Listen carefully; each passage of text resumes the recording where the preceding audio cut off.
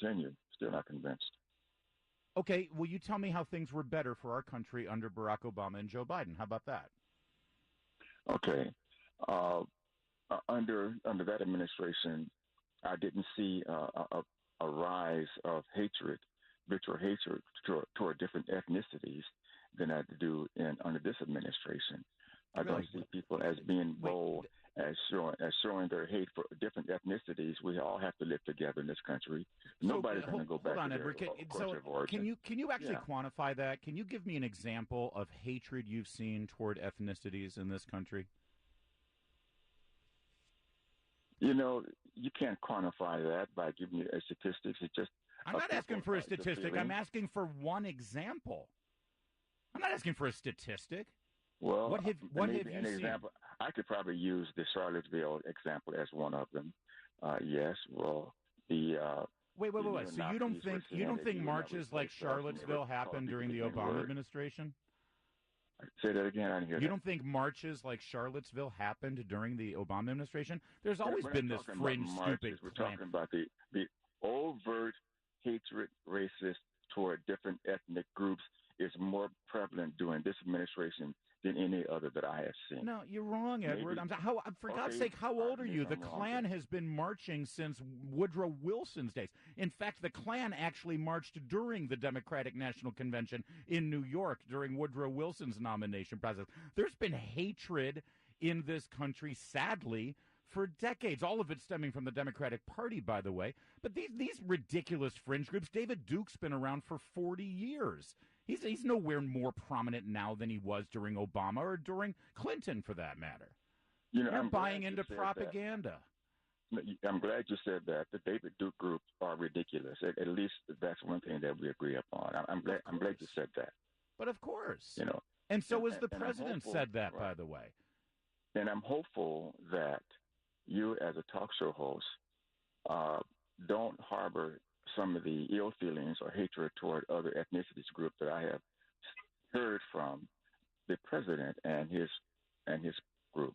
Okay, so now you said it again, so I'm going to have to ask you for a specific, Edward. You say I've heard it from the president. What hatred have you heard from the president? Well, I'm not sure if to say hatred. When you he just said hatred. You just said it, Edward. Okay, fine. Something that he says about the people who are the neo-Nazis in Charlottesville, they're good people on both sides. Right. I disagree with that. All right. So, Edward, here's my question for you. Listen, that's fair. So let's talk about that. Edward, do you think that somebody can be a decent person and want the statue of Robert E. Lee to remain in their Central Square Park if they lived in Charlottesville and they were a Virginian? Do you think they could still be a good person? A decent person? Yeah. Yeah, I think so. I think they good. They can be a decent person. Yeah. So now here's what Donald Trump said. I want you to listen to this and keep an open mind, Edward. Here's what he said. Right. First, there's this. You had people, and I'm not talking about the neo-Nazis and the white nationalists, because they should be condemned totally. But you had many people in that group other than neo-Nazis and white nationalists, okay? That's right. So now right there you heard what he said. So he didn't call neo-Nazis and white nationalists good people, did he? In fact, he specifically said they should be condemned, right? I agree with that. Okay, he also said this. I didn't hear that. You had people in that group, excuse me, I saw the same pictures as you did.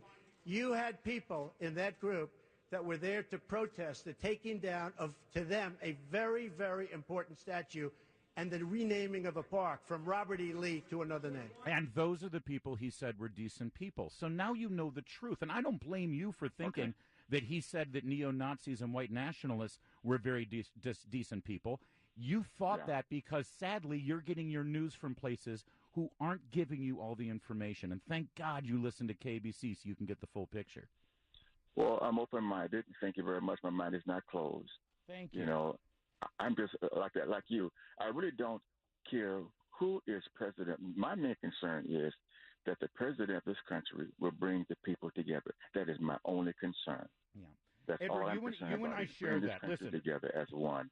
I'll tell you this, Edward. I would love for the president of the United States, whoever it is, to bring us together. It's not my number one concern, frankly, because, again, my concern with regard to what the president does and his function in our government is not really about how we all feel about each other as much as just having a functioning government that does right by the people. But I will tell you this.